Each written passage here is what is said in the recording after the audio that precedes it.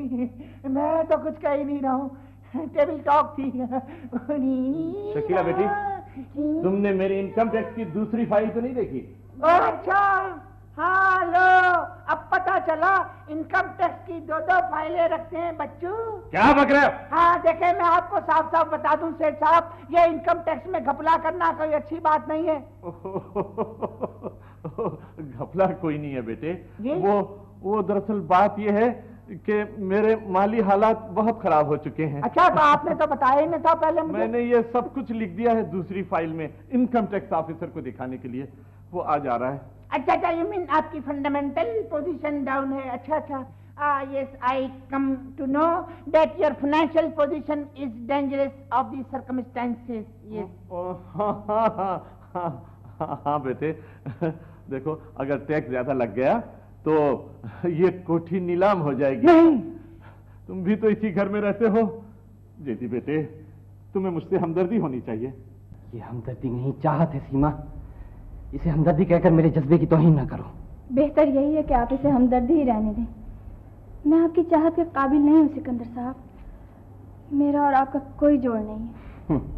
یہ تم نہیں کہہ رہی ہو، آواز تمہاری ہے لیکن لفظ تمہارے نہیں۔ تمہارے احساسات کچھ اور ہیں سیما، اور یہ کوئی اچھی بات نہیں کہ انسان جھوٹ بھی سچائی سے نہ بولے۔ میں کیسے کہوں؟ کچھ نہ کہو سیما، میں سب کچھ جانتا ہوں۔ یہ کہنے کے لیے آنٹی نے کہا ہے تم سے۔ کیا کہہ دیا میں نے؟ آنٹی آپ سیما کو بار بار یہ احساس کیوں دلاتی ہیں کہ میں غیر ہوں اس کے لیے؟ اسے بار بار یہ خیال کیوں آتا ہے کہ ہمارا گھر ایک زینہ ہے جس میں یہ سب سے نچلی سیڑھی پہ کھڑی ہے؟ یہ ٹھیک سمجھتی ہے بیٹے، وہ لوگ جو بیساکھیوں کے سہارے چلتے ہیں بلندی کی طرف نہیں جایا کرتے۔ آپ کو کسی سہارے کی ضرورت نہیں آنٹی، میں جو ہوں آپ کا ہاتھ تھامنے کے لیے۔ آپ اگر آنکھوں سے معذور ہیں تو میں آپ کے لیے روشنی بنوں گا۔ آنٹی، میرے لیے اس سے زیادہ خوشی کی بات اور کیا ہوگی کہ آپ ہمیشہ اسی گھر میں رہیں۔ نہیں بیٹے، یہ سب کہنے کی باتیں ہیں۔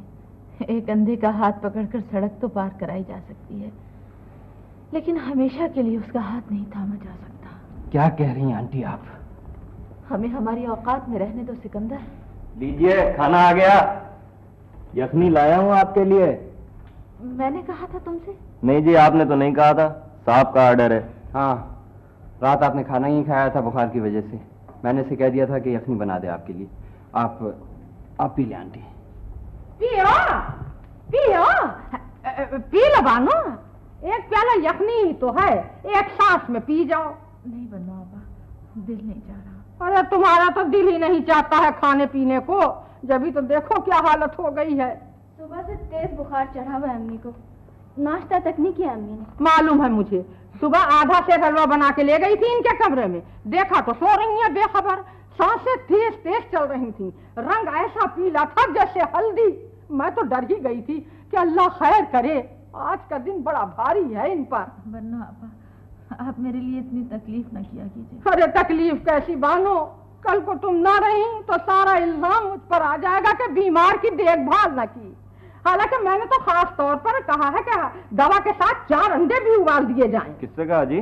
تجھ سے کہا، اور کس سے کہوں گی؟ مجھ سے؟ اچھا، تجھ سے نہیں کہوں گی تو اور کسی اور سے کہوں گی؟ جی ہاں، مجھ سے کہا ہے، بڑا خیال رکھتی ہیں بیوی جی ان کا۔ ابھی لایا انڈے ابال کے۔ ارے خیر تو کم وقت کہا جا رہا ہے، ارے پہلے یخنی تو ہضم ہو لینے دے۔ پی لیجیے امی، بیمار سب ہوتے ہیں مگر آپ کی طرح کوئی کھانے پینے سے لاپرواہی نہیں برتتا۔ بھائی پریشان ہونے کی کیا ضرورت ہے میرے ہوتے ہوئے؟ بھائی یہاں علاج ٹھیک نہیں ہو رہا ہے تو ہسپتال داخل کرا دیتی ہوں۔ جی نہیں امی، کوئی ضرورت نہیں، آنٹی گھر ہی پر ٹھیک ہے۔ ارے ان کی حالت کچھ اور ہی کہہ رہی ہے بیٹے، ہسپتال میں دوا وقت پر ملے گی، آکسیجن کا انتظام بھی ہوتا ہے وہاں۔ خدا نہ کرے کہ امی کی حالت ایسی ہو، 2-3 ہفتے پابندی سے دوا پی لیں تو امی بالکل ٹھیک ہو جائیں گی۔ سیما، انہیں وقت پر دوا دینا تمہاری ذمہ داری ہے، تم انہیں دوا وغیرہ پلاؤ، میں ڈاکٹر کو بلاتا ہوں تاکہ انجیکشن لگا دیں۔ ان کی حالت بتا دیجیے بیٹے، کئیوں کا سانس اکھڑ رہی تھی۔ بانو، جب تک ڈاکٹر آئے یخنی پی لو، بھائی ایک ہی گھونٹ پی لو، باقی واپس کر دینا۔ ان جیسا تیماردار بھی خدا کسی کو نہ دے۔ اچھا امی، اگر آپ یخنی نہیں پیتے ہیں تو لیجیے سیب کھائیے، یہ لیجیے۔ بس رہنے دے انڈے، یہ پکڑ کے اللہ مارے تو سارا گھر ہی کھا جائیں گے۔ تجھے بڑی ہمدردی سوچ رہی ہے، یخنی بنا کے لاتا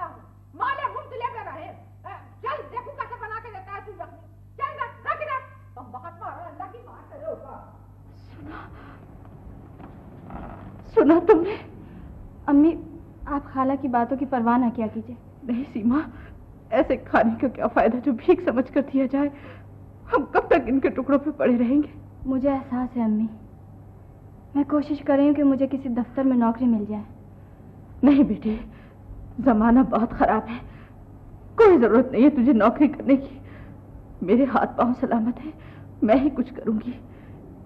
इज्जत से जिंदा रहने के लिए मुझे ही कुछ करना पड़ेगा। इज्जत, दौलत, शोहरत क्या नहीं है इनके पास। बहुत ऊंचे खानदान से ताल्लुक रखते हैं बरखुरदार। माशाअल्लाह माशाअल्लाह, बहुत अच्छा दामाद मुंतखब किया है आपने। आपने बिजनेस एडमिनिस्ट्रेशन की तालीम तो ली होगी बरखुरदार? जी नहीं तो। अच्छा, वैसे मैंने बीए किया हुआ है। अरे साहब, इन्हें क्या जरूरत है किसी क्वालिफिकेशन की। जब से आंख खोली है बिजनेस का माहौल देखा। मेरे ख्याल में अपने कारखाने के लिए इनसे अच्छा मैनेजर नहीं मिल सकता हमें। कोई कारखाना लगा रहे हैं आप? हाँ भाई, अभी चंद दिन हुए चौधरी साहब से मुलाकात हुई तो कारखाने की बात चल निकली। ये पार्टनरशिप कर रहे हैं मेरे साथ। जमीन और कंस्ट्रक्शन मेरे जिम्मे है। 13 लाख रुपया ये इन्वेस्ट कर रहे हैं फिलहाल। बहुत अच्छी बात है चौधरी साहब, इस वक्त बहुत जरूरी है कि नए कारखाने लगाए जाएं। इस तरह बेरोजगारी दूर करने में मदद भी मिलेगी और इस वक्त हमारे माशरे में भाई क्या बेमजा बातें शुरू कर दी आपने। हम तो मुनाफे की सोच रहे हैं और आपने माशरा शुरू कर दिया। देखिए ना, बिजनेस में भी माशरे की खिदमत हो सकती है। अगर हम कोशिश करें कि आला दर्जे के हुनरमंदों को ज्यादा से ज्यादा तनख्वाह देकर मुलाजिम रख लें तो वो ज्यादा से ज्यादा तनख्वाहें यानी कम से कम मुनाफा। मुझे कुत्ते ने काटा है जो मैं कारखाना खोलूंगा। इनको अगर आपने जनरल मैनेजर बना दिया तो चल चुका कारखाना। नहीं, अगर तनख्वाहें ज्यादा ना भी हों तो हम कोशिश करेंगे कि मजदूरों को हिस्सेदार बना ले कारखाने का। इससे ये फायदा होगा। फायदे की एक सूरत है कि आप अपना मशवरा रहने दें। जिम्मी बेटे, तुम जरा शकीला से कहो कि चाय बनवा। मैं ये कह रहा था कि वो जिम्मी। जी बेहतर है। आप तो कह रहे थे कि बिजनेस के माहौल में आप खोली इन्होंने। जी वो गलत तो नहीं कहा मैंने। बात दरअसल ये है चौधरी साहब कि अभी अभी तालीम मुकम्मल की है। किताबों में लिखी हुई बातों का ज्यादा असर है ज़हन पर इनके। कैसा मूड ऑफ हुआ है। ला तौबा। खैर छोड़िए, कारखाने की प्लानिंग कर लिया आपने? जी हाँ, सारे कागजात मुकम्मल हैं। बिल्डिंग के लिए इब्तिदाई नक्शा भी तैयार कर लिया है। आप तशरीफ रखें, मैं अभी लेकर आता हूँ। आप यकीनन उसे पसंद करेंगे। मैं अभी हाजिर हुआ। ज्यादा से ज्यादा तनख्वाह। कैसा अहमक नौजवान है, बेवकूफ कहेगा। ला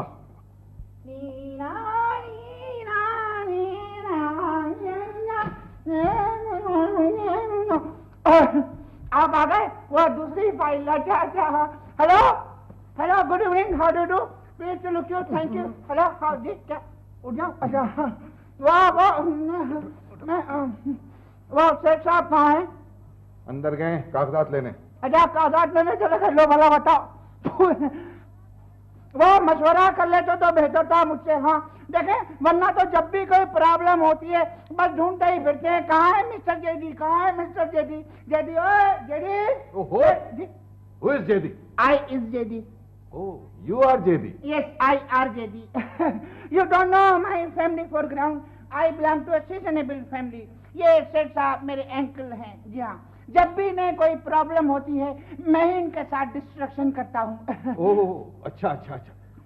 लेकिन ऐसी कौन सी परेशानी है उन्हें? लो, आपको तो पता ही नहीं है कुछ। हाँ हटें भी चले।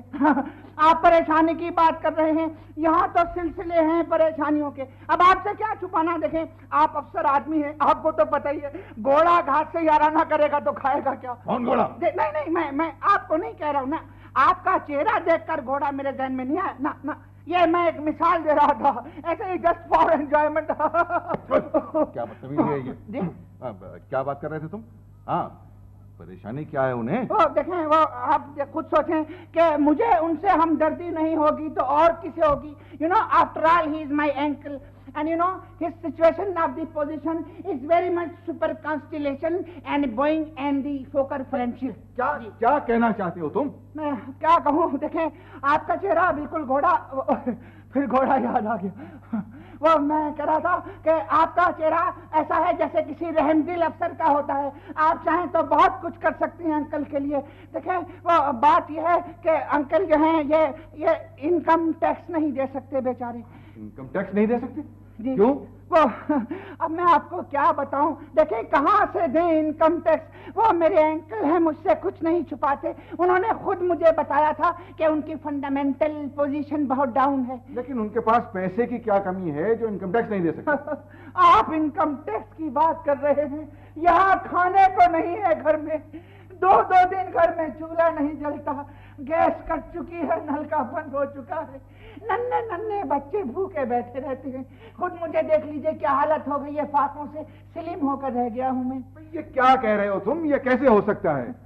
वैसे तो अच्छे खासे हालात हैं। अरे क्या हालात हैं, बस ये सब दिखावा है। अब देखे ना, अब मैं आपको क्या बताऊं कि अंदरूनी हालात तो मुझे ही मालूम है ना, एक्सटर्नल सिचुएशन। लेकिन ये जायदाद, कोठियां, कारें जायदाद, कोठी, कारें, ये सब दिखावा है, ये सब हाथी के दांत हैं। डेंटिस्ट, टीथ, टूथपेस्ट, आप जो कोठी की बात कर रहे हैं, ये शानदार कोठी आप देख रहे हैं, ये इन्हें क्लेम में मिली थी। जी हाँ, और ये भी 6 महीने से गिरवी पड़ी है। और कार जो है वो सेकंड हैंड किस्तों पर खरीदी थी, उसमें भी पेट्रोल की टैंकी लीक करती है, 1 गैलन में 10 मील चलती। अच्छा, ये तो मुझे मालूम ही नहीं था। अब मैं क्या बताऊं, कैसे बताऊं, कहां तक सुनोगे, कहां तक सुनाऊं, लिख कर कहूं या जुबानी बताऊं? अब कैसे कहूं क्या हालत है अंकल की। 11 बच्चे हैं, 1 बेवा माँ है, 3 खालू हैं। चच्ची को हैजा हो गया था, दवा नहीं मिल सकी, परहेज करते करते बहुत हो गई। अच्छा, जी हाँ, अब कैसे कहूँ आपसे, क्या कहूँ आपसे। अंकल आप बहुत कुछ कर सकते हैं, सेठ साहब की इज्जत बचा लीजिए अंकल, खुदा के लिए उनका इनकम टैक्स माफ करा दीजिए, इनकम टैक्स माफ करा दीजिए। हाँ। ये रहा वो नक्शा चौधरी साहब। आ गए वो सेठ साहब, मैं इनकम टैक्स की बात सब ठीक कर दिया मैंने। ये क्या हुआ? क्या हुआ? ये आप मुझसे पूछ रहे हैं? अपने भतीजे से पूछिए, आपकी सारी हालत बता दी मुझे। आपके पास तो खाने को नहीं है और बिजनेस करेंगे आप मेरे साथ? ये गलत है चौधरी साहब, आपने कैसे यकीन कर खामोश रहिए। आप तो इनकम टैक्स देने के काबिल भी नहीं हो, मेरे साथ पार्टनरशिप करेंगे। अब मैं आपके किसी धोखे में नहीं आऊंगा। चौधरी साहब, ठहरे ना, आहिस्ता बात करें, आप चीख रहे हैं, वरना फिर वो इनकम टैक्स लगा देंगे। वो इनकम टैक्स ऑफिसर नहीं, मेरे पार्टनर हैं। तुमने उन्हें भगा दिया। निकल जाओ जैदी, मेरे घर में तुम्हारे लिए कोई जगह नहीं। हाँ ऐसे ही बस, हाँ जब देखो बस नाराजगी होते रहते हैं आप। वो एक तो मैं आपका इनकम टैक्स माफ करा रहा था, ऊपर से बस ऐसे ही बस शटअप। हाँ जब देखो शटअप, आप ये भी नहीं सोचते कि मेरा दिल टूट जाएगा। ये वो नीना